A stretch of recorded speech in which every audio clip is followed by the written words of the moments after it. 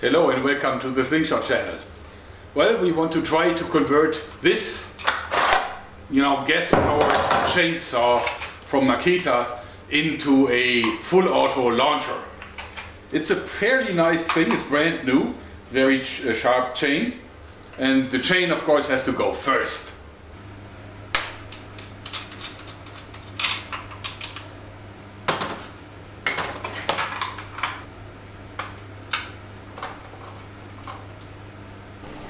Okay, that was easy. And of course, as you see, these chains are really made for cutting. But what we need to attach is a regular sprocket to attach a moped chain rather than that.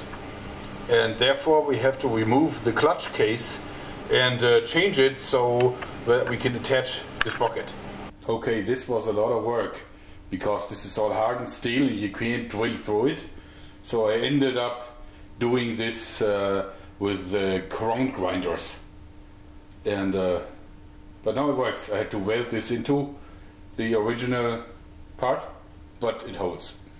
Here you can see it mounted onto the chainsaw. Now we've mounted it to the board. Now we've sawed out the disc. Now the sprocket is mounted, and as you see, it's running nicely. Now we've mounted it to this pole and it's running freely with very little play. Perfect. And now you see it mounted. You see two discs, and in between these two discs there is actually a little board running. And as you can see, this works very much like in a car engine. Like this.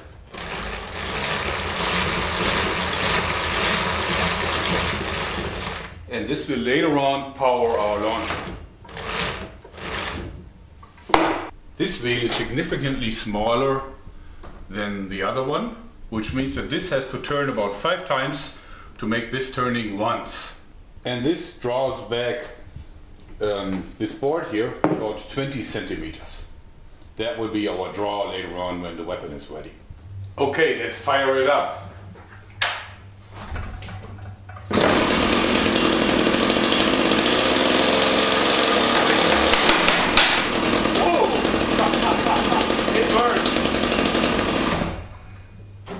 There's a lot of power and a lot of speed behind this. Of course, the free swinging arm is a little unstable, but once it's connected to a launcher, it's going to work all right, I hope.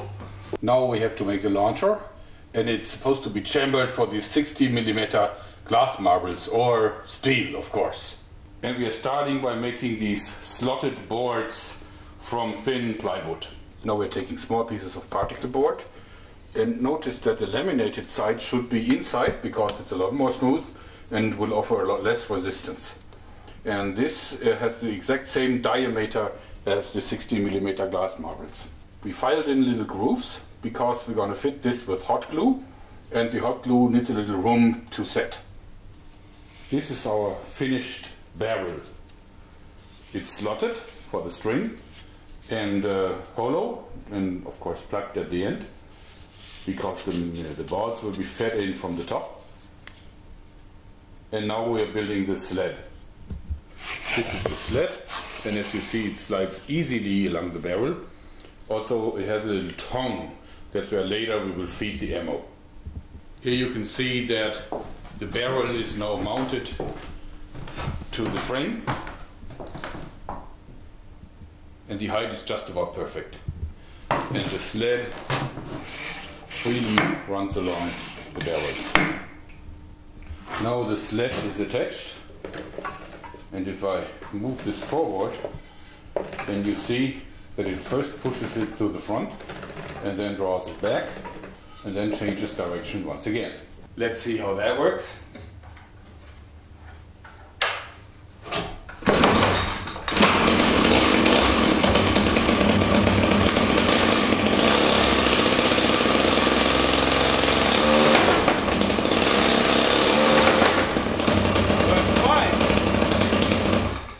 Not bad. Okay, the mechanism is coming together. So if this is pushed to the front, the trigger automatically engages. This then pulls back the string. And at the end, it automatically is released and then is pushed forward again, and the same thing repeats.